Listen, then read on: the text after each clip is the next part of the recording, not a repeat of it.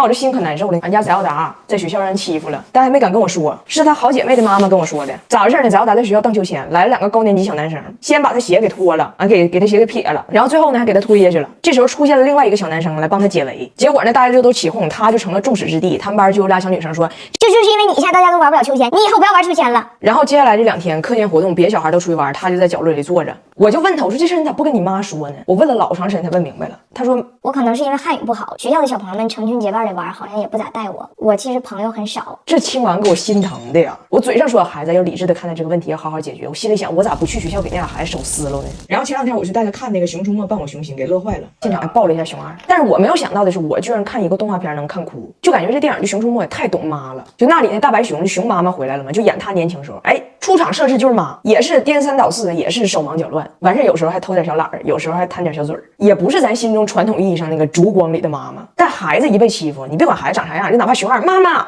哎呀妈，那个心疼，那个保护欲当时就上头了，就不行了。这感觉真是天下的人妈妈、熊妈妈都是相通的。然后我就在电影院我就想起来哈，我小时候不就是对眼了吗？让狗追的，就对上了，就治不好。哎呀妈，给我妈急的，每天早上起来第一个事抱我脑袋看。哎呦我的妈，这人又斜好几度，再斜都指南针了都快，指南针了都快，就越来越斜。但是我妈自己说行，你看别人说啊，有一天我妈下班骑个又破又大的28大卡回来，一进院看到这样一幅景象，就我背朝着所有小孩坐在一个小角落，旁边有个小姑娘说，哎，你看他长得多吓人，我学他，然后就学很像呢。当时我妈车一撇就疯了，薅那小姑娘过来，你现在给我给你道歉。当着院里所有的人就不行了，就完全失去理智。这个事儿他疯在哪儿呢？那小孩他爷是我爷的领导，也是我爸的间接领导，所以我妈属于就是很大义灭亲的一个行为吧。然后我也想起我的婆婆温迪，你们可能有的知道，大胖媳妇小的时候她亲生父母感情不和，她爸在很小的时候就 I don't like this， 拜拜就走了。然后这个街区小孩就都欺负他，没有爹嘛，就管他叫Buster，就杂交的种类那个意思。然后有一天他爸给打电话就说明天爸回来看你，他就告知了整个街上所有的小孩，明天让你们看看我爸要来。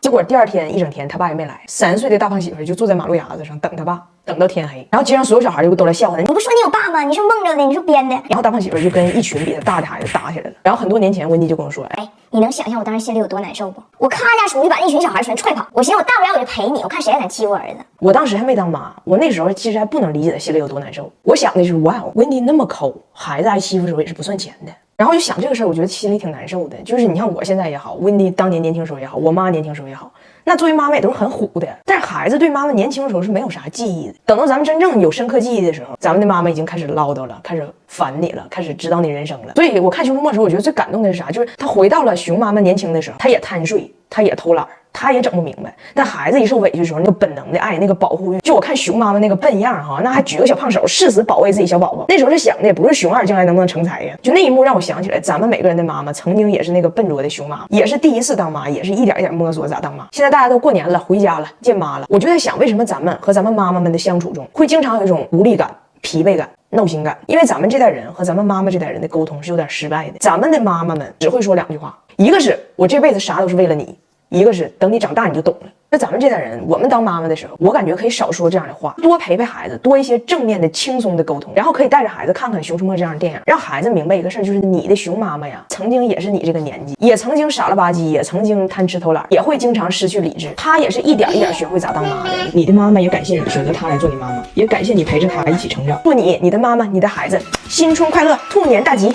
我婆婆招待了最好的朋友来她家吃中国饺子，结果包个饺子把家里现金流都包乱了，现在连超市都进不去。我婆婆最好的朋友奶奥米从加拿大东海岸大老远过来西海岸来找温迪。奶奥米刚来，温迪说今天立冬，我儿媳妇说今天得吃饺子，你跟我们一起包。结果可怜的奶奥米跟温迪一家包了1个下午，耗时3个半小时，一共包出来17个，就6个能吃。他们到底是咋包的呢？还真是我妈教的。我妈告诉温迪说，包饺子这个事儿哈，一定要有生产线，擀剂子、擀皮儿、塞馅儿、捏饺子，提前分好，流水线得走起来才能快。他们呢真是认真听的，分工无比明确，非常用心，以至于擀剂的时候先擀好了，揉成了数个小面团，放在了饭盒里，万事俱备，准备开包。但是加拿大的生产线它的确不一样啊！注意看，画面里的女人叫小温，她是生产线上第一个上线的人。温迪第一个上来，她依次完成了皮儿、馅儿、皮儿馅组装3个步骤。接替她的是她的老公布莱恩，再接下来上场的是她的大女儿，最后上场的是小女儿。然后温迪返场，再从生产线的开端进行循环。我妈说的生产线它真的滚动起来了，但让人没想到的是，滚起来的是人，而不是线。3个小时过去了，奶奥米连口饺子汤都没喝着，看着外面逐渐黑去的天，奶奥米明白了，这饺子立冬肯定是吃不上了。立春都够呛，给奶奥米饿的呀。当天晚上改签回加拿大东海岸法语区去。温迪还想挽留着你，再等等，怎么不进饿呢？我说温迪啊，人家奶奥米是加拿大极为稀缺的印第安土著，这个血统在加拿大一共没剩几个了，要指你的饺子，那还得少一个。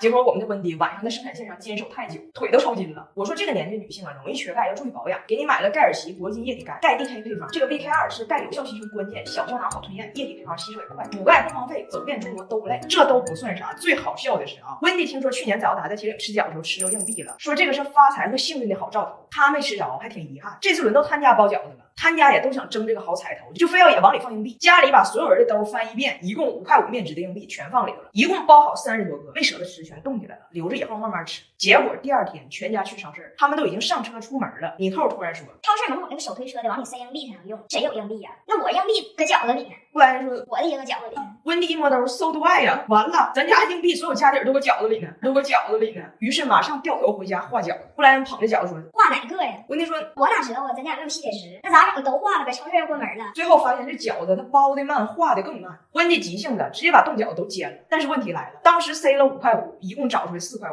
饺子这4个人都吃了。那现在这1块钱的赃款，你猜它到底在哪里？哎，你能相信吗？大胖媳妇跟我一起去参加一个饭局，走错屋了，但毫不知情，跟一群素未谋面的陌生人吃了25分钟的饭。昨天我有一个很尴尬的饭局，咋回事呢？就之前认识的一个朋友想邀请俺家早打和拿铁一起去演一个电视剧，但是这个事儿呢就很耽误他俩上学，我就想婉拒他们。然后我就跟大胖媳妇说，我说一会儿中午这个饭局啊，你跟我一起去，你到那儿就2个任务：1热情陪伴，2温和婉拒，能不能做到？大胖媳妇说能。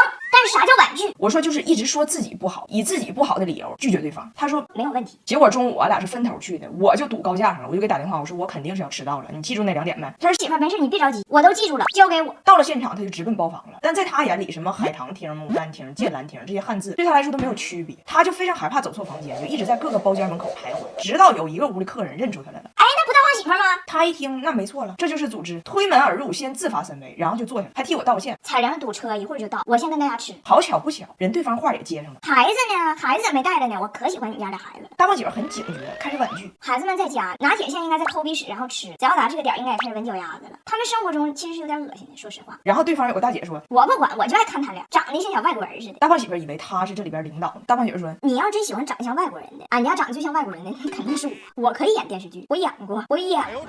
对方一桌6个人，没有人能听懂他想表达什么，但是也没有人在乎，因为大家都在思考另一个问题，就是这个外国人他进来也就进来了，他为什么不走？